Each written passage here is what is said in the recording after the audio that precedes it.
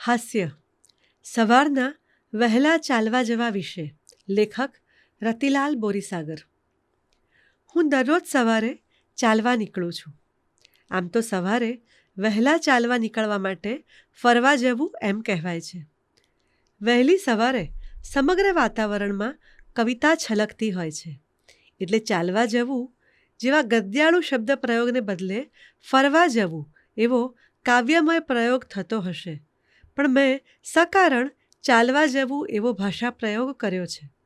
અમદાવાદ જેવા શહેરમાં તો વહેલી સવારે 6 વાગે પણ વાતાવરણમાં કવિતા છલકવાને બદલે વાહનોનો ઘોંઘાટ છલકતો હોય છે.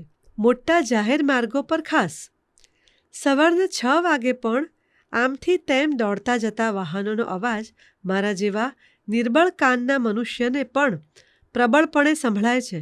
સવારના પહોરમાં કોણ ભટકાવાનું હતું એમ માનીને જલદ એટલે કે ઝડપથી વાહન ચલાવવાવાળા વાહન ચાલકો અતિ જલદ બનીને વાહન ચલાવે છે.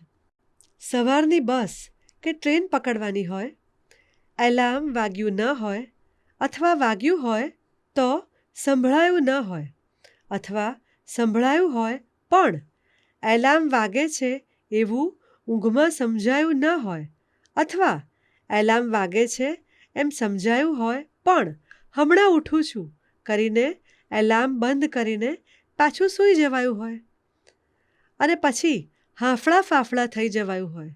એવા પ્રવાસીઓ રિક્ષાવાળાને કે સ્કૂટર મોટર મૂકવામાં આવ્યા હોય એવા મંદ ચાલકને જલદ બનવાની અને જલદ ચાલકને અતિ જલદ બનવાની પ્રેરણા સતત આપતા રહે છે. પરિણામે આવા કોઈ જલદ અતિ જલદ વાહન સાથે પોતાનો શુભ સંયોગ ન થઈ જાય તેની કાળજી સવારે વહેલા ચાલવા નીકળનારે સતત લેવી પડે છે. એટલે સવારના ફરવા જવું એવો શબ્દ પ્રયોગ કદાચ નાના ગામમાં કે શહેરોમાં બરાબર હશે, પણ અમદાવાદ જેવા મોટા શહેરમાં તો સવારના ચાલવા નીકળવું એ પ્રયોગ જ વ્યાજબી ગણાય.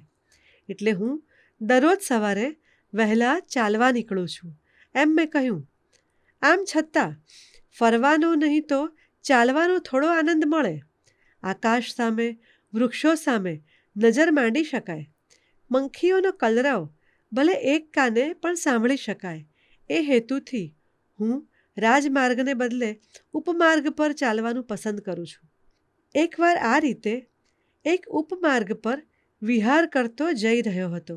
ત્યાં મારી જેમ જ ચાલવા નીકળેલા એક મિત્ર મળી ગયા. એ મિત્ર પણ રોજ ચાલવા નીકળતા હશે, પણ તે દિવસે પહેલી વહેલી વાર મળી ગયા. મેં સવારના ચાલવાનું શરૂ કર્યું એ માટે એમણે આનંદ વ્યક્ત કર્યો અને ખાસ્સી વાર ઊભા રહીને ચાલવાના ફાયદા સમજાવ્યા. સ્ટેન્ડિંગ પોઝિશનમાં વોકિંગના ફાયદા સમજાવી રહ્યા પછી એકાએક એમનું ધ્યાન મારા હાથમાં રહેલી નાનકડી લાકડી તરફ ગયું. એકદમ નવાઈ પામીને તે બોલ્યા, તમારા જેવા અહિંસક માણસના હાથમાં લાકડી જોઈને નવાઈ લાગે છે.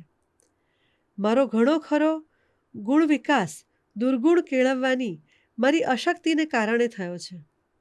જેમ કે જરૂર પડે તો પણ હિંસાનો માર્ગ ન અપનાવવો એવી સાહજિક વૃત્તિને કારણે નહીં, પણ હિંસાના માર્ગે જવાની મારી અશક્તિને કારણે હું અહિંસાનો ઉપાસક બન્યો છું. આમ છતાં કોઈ સાચી રીતે મારામાં કોઈ દુર્ગુણનું આરોપણ કરે છે તો મારાથી સહન નથી થતું, પણ કોઈ ખોટી રીતે પણ મારામાં કોઈ ગુણનું આરોપણ કરે છે તો હું સહર્ષ સ્વીકારી લઉં છું. એટલું જ નહીં, જેણે મારામાં ખોટી રીતે કોઈ ગુણનું આરોપણ કર્યું હોય એવી વ્યક્તિની ગુણગ્રાહિતાની પ્રશંસા પણ કરું છું. એટલે અહિંસાના ઉપાસક હોવાના મિત્રના કથનથી કૃતકૃત્ય થઈને મેં કહ્યું, તમારી વાત સાચી છે, પણ આ લાકડી મનુષ્યો માટે નથી, કૂતરાઓ માટે છે.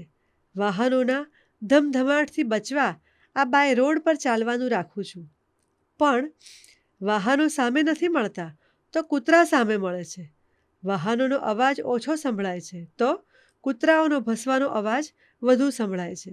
એટલે સલામતીના ઉપાય તરીકે લાકડી રાખવી પડે છે. પ્રેમલાલભાઈ નામના મારા એક મિત્ર છે, જે મિસ્ત્રી છે, ઉપરાંત કવિ છે. અથવા કવિ છે ઉપરાંત મિસ્ત્રી છે. એમણે પ્રેમપૂર્વક આ લાકડી બનાવી આપી છે ને મને ભેટ આપી છે. જોકે આ કવિની લાકડી છે એવી કૂતરાઓને ખબર નથી એ સારું છે, નહીતર જોખમ ખેડીને મારા પર હુમલો કર્યા વગર ન રહે.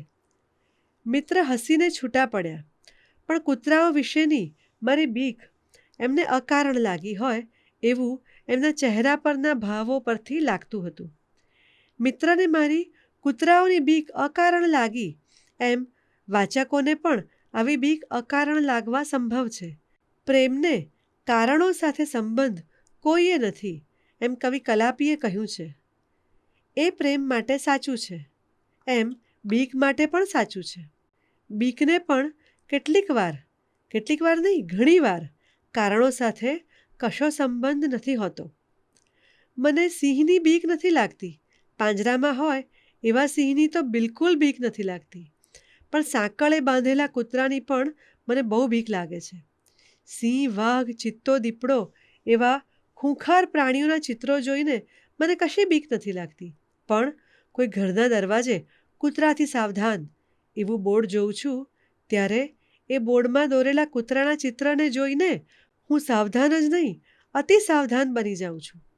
આવા કોઈ શ્વાન પાલક મિત્રને ત્યાં જવાનું થાય છે ત્યારે ઘેરથી નીકળતી વખતે ફોન કરીને મિત્રને દરવાજે ઊભા રહેવાની વિનંતી કરું છું. મને હાર્ટનો પ્રોબ્લેમ થયા પછી પોતાને કારણે મારી જીવન લીલા સંકેલાઈ ન જાય એવી શુભ ભાવનાથી આવા દરેક મિત્ર મારી પહેલી નજરે વાહિયાત લાગે એવી વિનંતી પણ માન્ય રાખે છે. મારું સ્વાગત કરવા દરવાજે ઊભા રહે છે અને મિત્રની ઝેડ કક્ષાની સુરક્ષા હેઠળ હું એમના નિવાસસ્થાનમાં પ્રવેશું છું. કૂતરાની મને શા માટે આટલી બધી બીક લાગે છે તે હું પોતે પણ સમજી શક્યો નથી.